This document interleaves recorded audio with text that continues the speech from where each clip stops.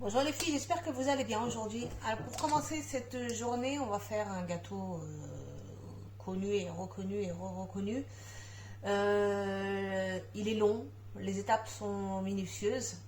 Je ne l'ai jamais encore réalisé, je l'ai réalisé sous une autre forme. Mais celui-ci, je vais le revisiter parce qu'on me demande du chocolat au lait et du lait concentré. Ça va être beaucoup trop sucré et j'ai peur que ça soit pas terrible en bouche. Donc on va commencer par les ingrédients pour commencer. Alors pour le biscuit, on me demande 120 g de beurre, là, 180 g de farine, hop, 60 g de sucre en poudre, ok. Pour le caramel, 375 g de lait concentré. Voilà pourquoi il faut absolument que je le fasse aujourd'hui parce que je l'ai ouvert la semaine dernière et j'ai pas envie de le jeter. Donc je ne vais pas utiliser les 375 g intégralement parce que j'ai dû utiliser à peu près 150 g et encore. Et donc il m'en reste beaucoup et j'ai pas envie de le jeter. 125 g de sucre roux, 25 g de miel liquide, 100 g de beurre demi-sel, donc j'ai utilisé de la margarine sur laquelle j'ai mis un petit peu de sel. Pour la coque en chocolat, c'est ce que je vous disais, étant donné qu'avec le caramel, enfin le lait concentré avec lequel on va faire un caramel, ça va être trop sucré, donc j'ai utilisé du chocolat noir, du moins des restes de chocolat noir. Vous voyez, il me reste des lignes de chocolat noir, avec du chocolat au lait. Donc un mélange, j'ai dû faire 60% de chocolat blanc et 40% de chocolat noir. Si c'est pas 50-50, je ne sais pas encore les quantités que j'ai mis. Avec 2 cuillères à soupe de lait. D'accord, donc on va commencer tranquillement. Je vais prendre mon temps aujourd'hui parce que j'ai pas envie de le louper. On me dit de préchauffer le four à 180 degrés. Donc je viens préchauffer mon four à 180 degrés. Dans le bol, on vient y mettre les 120 g de beurre coupé en morceaux. On met les 120 g de beurre. Ok, jusqu'à présent, il n'y a rien de bien compliqué. Ensuite, la farine, les 180 g de farine.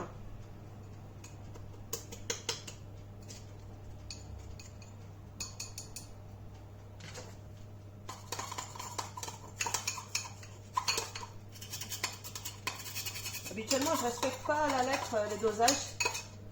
Alors là, j'ai vraiment pas envie de le foirer parce que déjà que j'ai pas envie de jeter le lait concentré. Donc si en plus de ça, je dois jeter tous les ingrédients, là, je serais bien dégoûtée. 60 g de sucre. Attention, dans les ingrédients, je vous demandais du sucre cassonade, du moins du sucre roux et du sucre blanc. Là, en l'occurrence, c'est le sucre blanc. 60 g de sucre blanc. On mélange. Hop, j'en ai plein les ongles, c'est dégueulasse. On vient mélanger. Hop. Je reprogramme, pardon. Donc c'est 30 secondes vitesse 5. Donc on vient programmer 30 secondes, vitesse 5. Ok, donc c'est parti pour 30 secondes. Alors on continue, on me dit de racler les bords.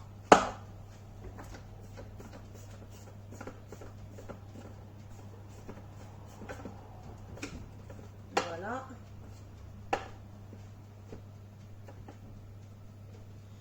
Ensuite, qu'est-ce qu'on me dit? Je sais pas. Étaler la pâte dans le moule. Donc, je vais venir chemiser mon moule. Je viens transvaser ma pâte directement dans le moule que j'ai moi chemisé, pardon. Je ne sais pas ce que vous utilisez vous comme moule, mais comme je vous ai dit la dernière fois, j'ai pas encore totalement confiance en ce moule. Et j'ai super peur de rater mon gâteau, donc je préfère prendre des précautions. Hop, je viens récupérer la pâte à l'intérieur.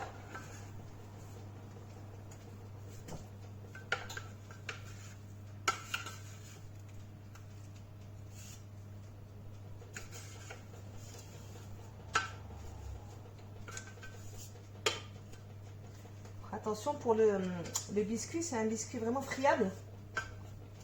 Et si vous respectez, pas ni les dosages ni la température du four, et ben vous risquez de foirer votre biscuit. Déjà qu'il est, assez particulier en texture. Voilà, donc on va étaler. On me dit de l'étaler à la cuillère, mais bon. Je vais peut-être pas écouter la recommandation. Je vais le sortir du moule. Je vais l'étaler sur le papier et je viendrai remettre dans le moule. Voilà. Donc, vous voyez, il est déjà bien collant. Vous avez la quantité de beurre qui est à l'intérieur. C'est pour ça qu'on vous dit de le faire à la cuillère.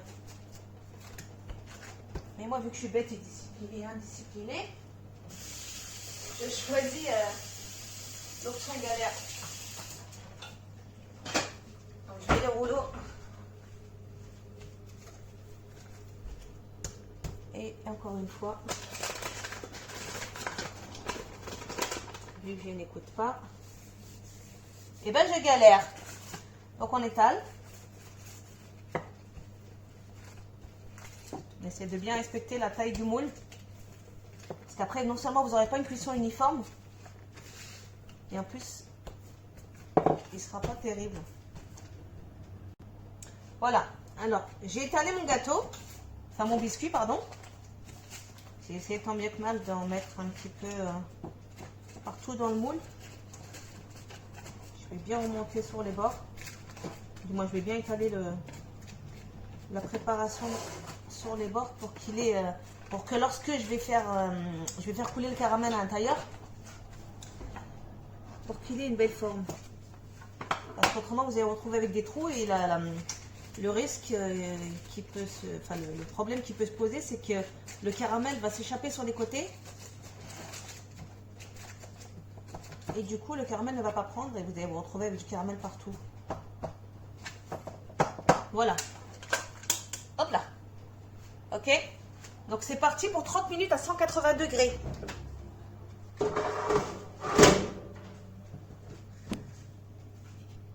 Alors on y va pour le caramel.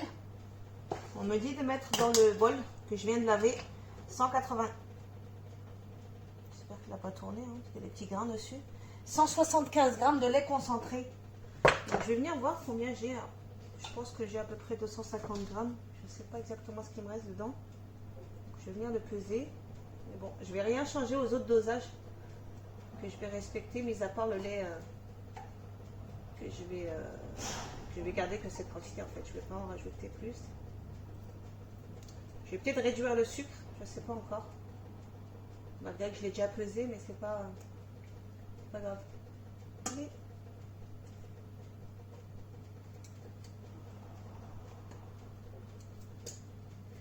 j'aime pas du tout ce genre de produit parce que c'est beaucoup trop sucré. Je suis pas spécialement fan de sucre. C'est juste pour mon mari et les petits. De toute façon, les petits même eux ne mangent pas spécialement les gâteaux que je fais. C'est essentiellement mon mari qui les mange. Bon, j'y goûte, hein, je ne vais pas faire la mytho, genre j'en mange pas. Hein. Mais je suis pas fan. Donc là, j'ai 237 grammes. 237 grammes. Ouais, donc j'avais utilisé à peu près 150 grammes. Mais c'est pas grave. Je vais continuer la recette. Alors, on me dit 125 grammes de sucre roux. Je vais mettre que 100 grammes. Parce que j'ai vraiment peur pour le sucre.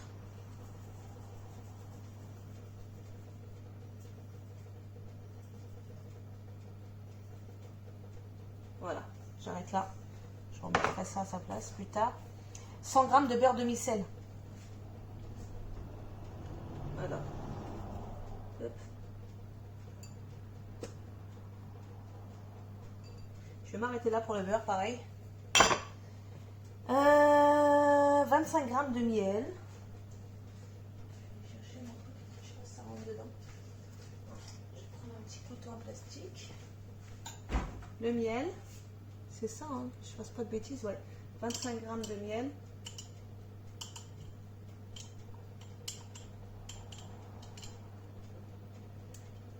Le miel, vous pouvez utiliser n'importe lequel, hein. Pas besoin d'utiliser Par contre, pas de glucose. Pas de sirop de glucose. Quand on vous dit du miel, utilisez vraiment du miel. Le sirop de glucose, en plus, c'est dégueulasse. Voilà. Ok. On vient mélanger 30 secondes vitesse 5.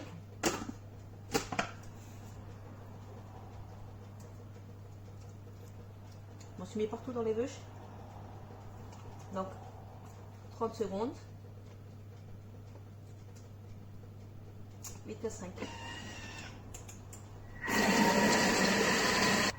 Les 30 secondes sont terminées. 30 secondes vitesse 4. 5, pardon. On me dit de faire cuire 55 minutes, 120 degrés, vitesse 2. Alors, 55 minutes.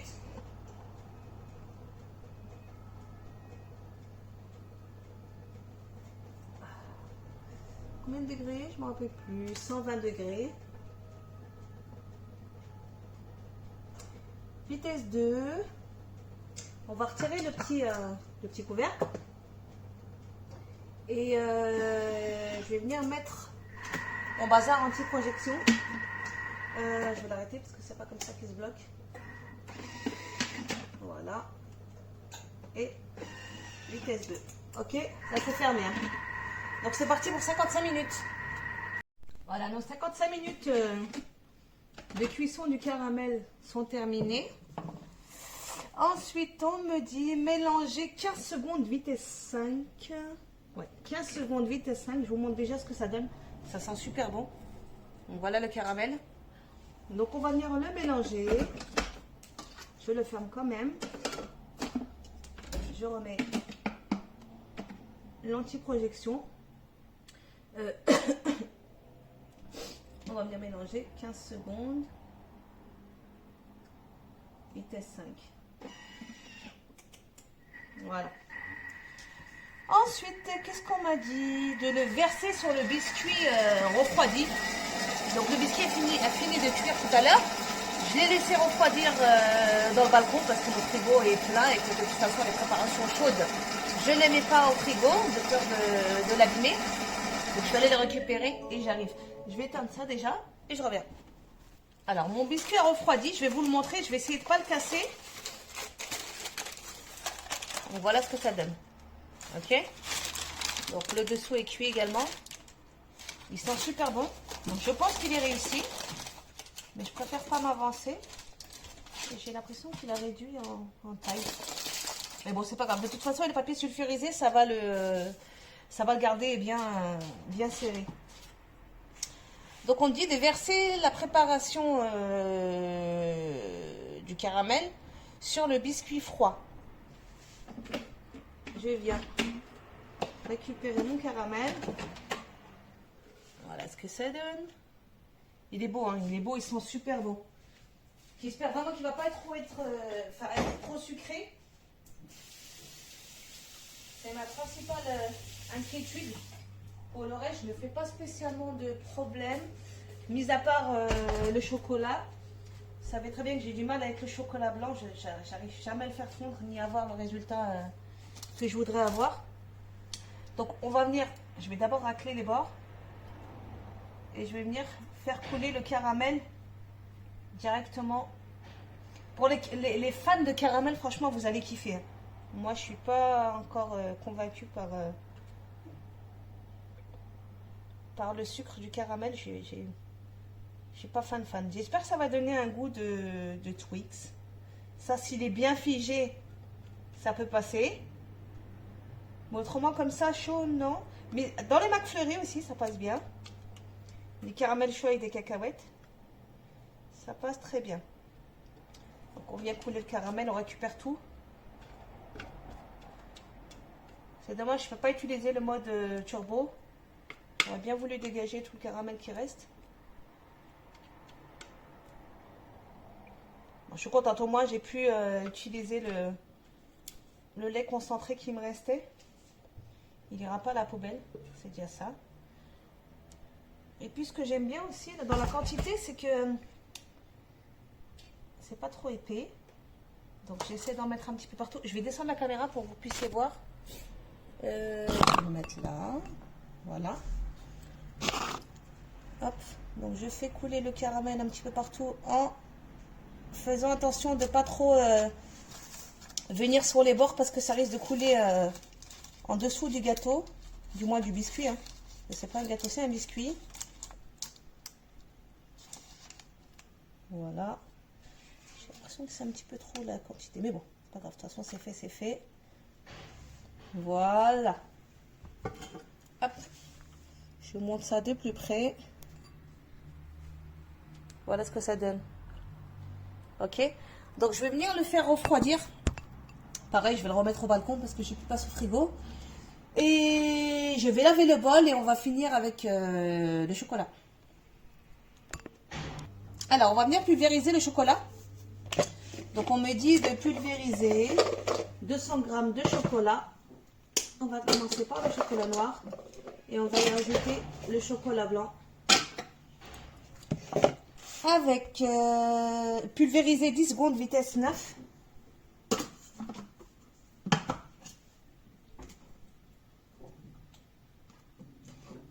Attention les oreilles. Nos 10 secondes sont terminées. J'ai coupé la vidéo parce que ça fait un bruit monstre. Attendez, je crois que j'ai oublié quelque chose de la préparation du chocolat. Non, c'est bon. Donc on a pulvérisé, on vient racler les bords.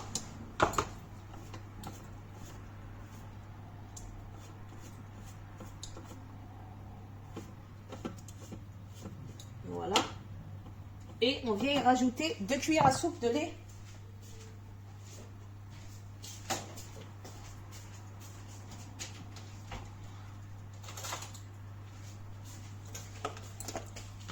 Alors, 2 cuillères à soupe de lait. Voilà. Alhamdoulilah. Et on vient faire chauffer 2 minutes, température 50 degrés, pardon.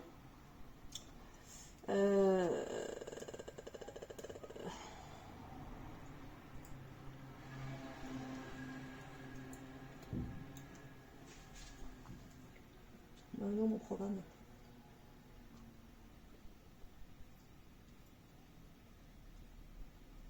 Voilà. C'est 2 minutes. Hein. Je l'ai plus là. J'ai perdu mon truc. Oui, 2 minutes 50 degrés. C'était bien ça. Alors, 2 minutes. 50 degrés, vitesse 2. Ah, j'ai pas mis mon raisin.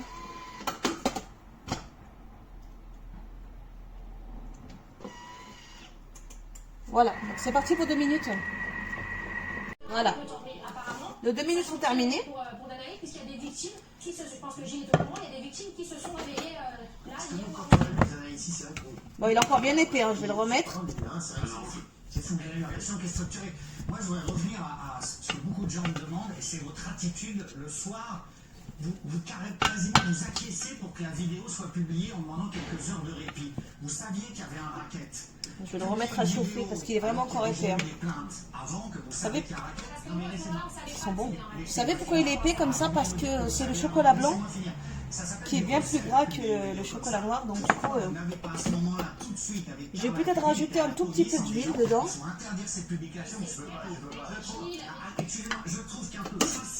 Et je remets à chauffer. Encore 2 minutes. Et ça paraît bizarre. Et Gilles, aujourd'hui, vous êtes journaliste. D'accord? Voilà, c'est parti. On va voir ce que ça donne. Ils étaient dans une position compliquée ici. En France, oui. Vraiment. Oui. Donc c'est pour ça que... Il est encore épais. Hein. C'est politiquement pas correct de le dire, mais il faut être honnête. Oui. Et c'est la vérité. Ils ont peur. Moi-même, j'ai peur. Enfin, Et donc cette histoire de voyance, est-ce que c'est... Voilà, ça fait partie d'une pratique de racket? C'est plus... moi, je pense que oui. Vous pensez que oui? Il est très épais. Hein. Franchement, je sais pas comment récupérer. Je vais rajouter un petit peu de lait cette fois-ci. S'exprimer d'ailleurs pour vous dans l'émission il y a quelques jours, qui fait partie d'une association. Apparemment, elle est elle est vraiment mal vue et elle est connue. Je vais peut-être augmenter la température. Elle est connue dans cette association pour être une personne très mauvaise et être une fausse voyante. Donc en fait, Marc Blatta, qui est donc le blogueur qui a sorti... Allez, c'est parti. Moi, je suis comme vous. Hein. Je vais voir ce que ça donne. Je pense que ça va peut-être... Voilà, ça a l'air mieux. Je vais augmenter la température de la chauffe. Putain, il a l'air pas mal. Hein. Et je vais le remettre encore un tout petit peu juste pour le détendre. Et j'adore. Et je vais venir napper le chocolat parce que j'ai peur qu'au moment où je vais le sortir, qu'il ne soit pas assez... Hop. Parce qu'il y a aussi les autres Marseillais qui sont victimes, qui sont des victimes collatérales de tout ça. Donc, voilà. Donc je vais sortir mon biscuit. Je l'ai mis au congèle cette fois-ci. Je ne l'ai pas mis au... comment on appelle ça, au balcon. Parce que je voulais qu'il fiche très très vite. J'espère qu'il a suffisamment fiché. Ouais, j'adore. Donc mon caramel a durci. Bon, il est un petit peu figé, il n'est pas complètement pris, mais ça fera l'affaire. Je vais juste baisser sur la télé parce que je suis en train d'écouter cette connerie de Berda avec l'histoire, la polémique Carla Moreau. On est dans les feux de l'amour. Voilà. Alors voilà ce que donne le chocolat. Donc je vais y aller pendant qu'il est encore chaud. Parce que j'ai peur qu'il fige et que je me retrouve avec du chocolat trop dur pour le manipuler. Je vais prendre par là parce que la dernière fois j'ai eu un problème au poignet à cause de ça. La façon dont je le tenais. Et du coup il m'a défoncé les poignets. Et même là je le tiens encore mal. Voilà, j'ai tout le poids qui se met sur mon poignet et c'est pas bon du tout. C'est bien qu'il soit robuste comme ça, mais alors il est tellement lourd. Ils devraient peut-être réétudier leur poignet. Ou des matériaux plus légers et tout aussi solides. Parce que là, franchement, le poids du truc, celles qui font de l'arthrose, les pauvres, ou celles qui ont les poignets fragiles, ou tout simplement celles qui sont déjà froissées le poignet, ben, elles doivent bien galérer. Voilà, je vais arrêter là, je vais me dépêcher d'étaler le chocolat. Donc on étale le chocolat. Vous faites attention de ne pas trop écraser le gâteau parce que vous allez réussir à déplacer le caramel qui est en dessous. Et du coup le chocolat il va se mélanger au caramel et vous n'aurez pas les étages que vous devez avoir. Je l'aurais bien fait couler comme ça, mais alors le chocolat est tellement épais qu'il va pas vouloir glisser correctement, donc je suis obligée de le manipuler à la spatule. J'aime pas cette spatule. Pourquoi? Parce qu'il y a le bord. Le bord est censé me simplifier la vie, mais alors pas du tout. Je le trouve trop gros.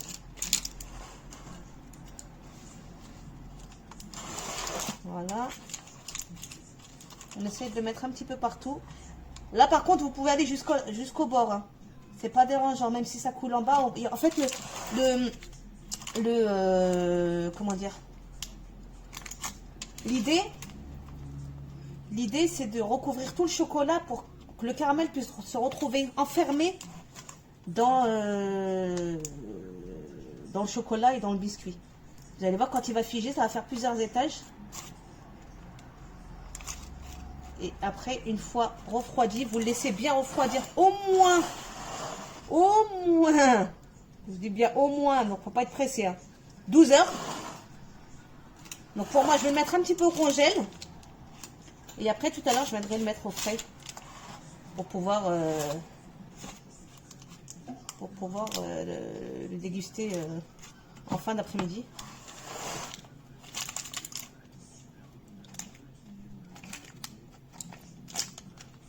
Je pense qu'il est réussi aujourd'hui. Hein. Je ne l'ai jamais testé encore. Comme je vous ai dit tout à l'heure, je l'ai utilisé sur un autre truc. Bah, je l'avais fait la semaine dernière sous forme de... c'était quoi? Les crunchy. Donc c'est un petit peu le même procédé. Et celui-là, je me tâte même à mettre des noisettes par-dessus. Mais non, les noisettes, je vais le garder. Je ferai une autre recette plus tard. Un autre jour. Moi, je galère pour l'étaler. C'est fou, ça. Je vais finir de l'étaler, je reviens, ok? J'en suis venue à bout. J'ai réussi à tout lisser. Je ne vous cache pas que le chocolat blanc, hein, il y est beaucoup pour quelque chose. Donc si vous voulez absolument mettre du chocolat blanc, il va falloir le refaire chauffer au moins 2-3 fois. Donc voilà. Mon gâteau est terminé. Je vais venir le mettre au frais. Donc pour moi, je vais le mettre au congélateur au moins une bonne heure. Et ensuite, je viendrai le mettre au frais. Une fois que je vois qu'il est bien figé, je le sors et je le mets au frigidaire. Au réfrigérateur, pardon. À tout à l'heure. Bon, les filles, après 5 heures de repos au frais pour le shortbread, je l'ai mis au congélateur pendant 1 heure et ensuite je l'ai mis 4 heures au frais. Dans la recette, il me disait qu'il fallait le laisser reposer au frais 12 heures. J'ai pas 12 heures, ça m'intrigue cette affaire, il faut que je le goûte. Donc je vais venir le sortir, le couper et le goûter. J'arrive.